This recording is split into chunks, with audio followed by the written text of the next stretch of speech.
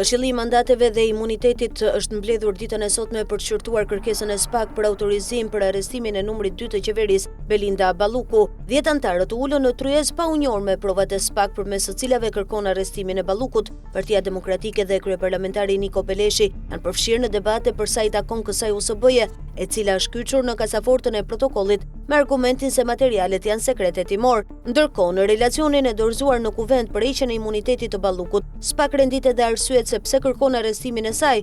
Balluku dyshohet se ka manipuluar 12 tender me vlerë 1.2 miliard euro, u ka bërë presion dëshmitarve dhe rrezikon të bëjë krime më të rënda për shkak të personalitetit, renditet në relacionin e SPAK.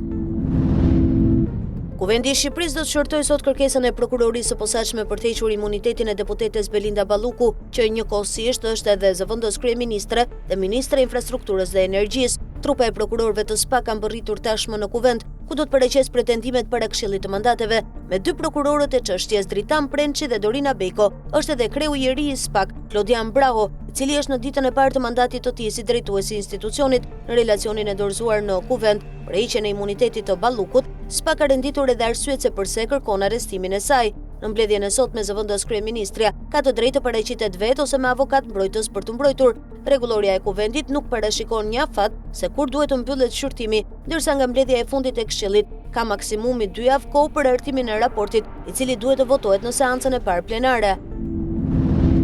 Kryetari i PD Sali Berisha ka paralajmëruar se protesta e thirrur më 22 dhjetor do të marrë tjetër formë deri në grevurie me qëllim rrëzimin e qeverisë së Edi Ramës. Berisha theksoi se për të përballur me qeverinë Rama, protestat e qëndrueshme janë jetike. Angazhimi sa më i madh i të rinjve në këtë betejë është elbësor sepse opozita dhe shqiptarët do të fitojnë. Enver Hoxha, që i kishte pa llogari absolutisht, ta kemi shumë të qartë se i gjithë korrupsioni i tij në 45 vite diktatur nuk është as gjysma e korrupsionit të drejtorëve të bashkisë, tha Berisha. Në kuvent është mbledhur sekretariati për procedurat, votimet dhe etikën për të shqyrtuar kërkesat e PS-s për të përjashtuar deputetët e PD-s pas seancës plenare të djeshme, e cila u shoqërua me përplasje fizike. Mësohet se seanca është shoqëruar me debate të forta pasi përfaqësuesit e opozitës kërkojnë që mbledhja të zhvillohet me dyert të hapura. Deputeti demokrat Semir Koreshi, për cilin është kërkuar përjashtim nga seancat e kuvendit, është shprehur se kërkesa për përjashtimin është e padrejtë. Kujtojmë se grupi i PS me një kërkesë drejtuar kryetarit të kuvendit Niko Peleshi ka kërkuar marrjen e masave disiplinore ndaj 29 deputetëve të Partisë Demokratike.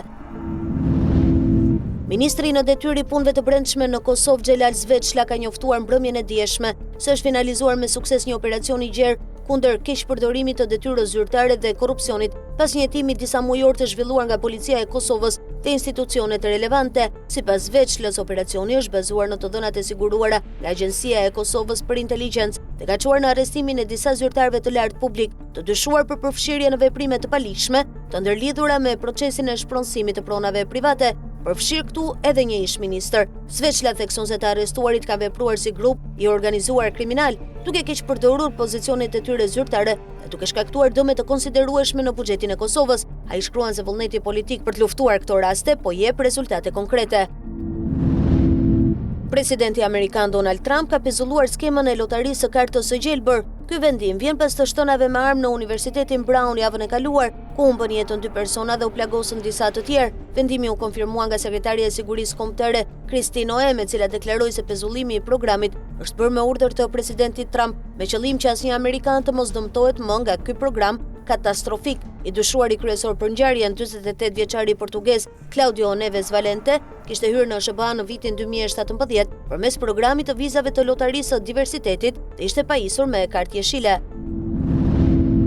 Një aksident ajror me 6 viktima ka tronditur Karolinën e Veriut në SBA. Shoferi i NASCAR Greg Biffle dhe familja e tij mësohet se janë viktimat e aksidentit me avion privat në Karolinën e Veriut. Sipas asaj që raportojnë mediat lokale, flitet një total prej 6 personash të vrarë në aksidentin e tmerrshëm. Shoferi në pension i NASCAR Greg Biffle, gruaja e tij Christina Grossu Biffle, 2 fëmijët e tyre dhe 2 pilotët e avionit janë viktimat e këtij aksidenti, sipas përfaqësuesit Richard Hudson, një mik i familjes. Sipas informacioneve nga autoritetet lokale, aeroplani Cessna C550 kishte nisur fluturimi normalisht, por pak çaste pas ngritjes raportohet se ka patur probleme teknike. Piloti dyshohet se ka tentuar të kthehet menjëherë në aeroport, por aeroplani u rrëzua para se të mund të realizonte uljen emergjente.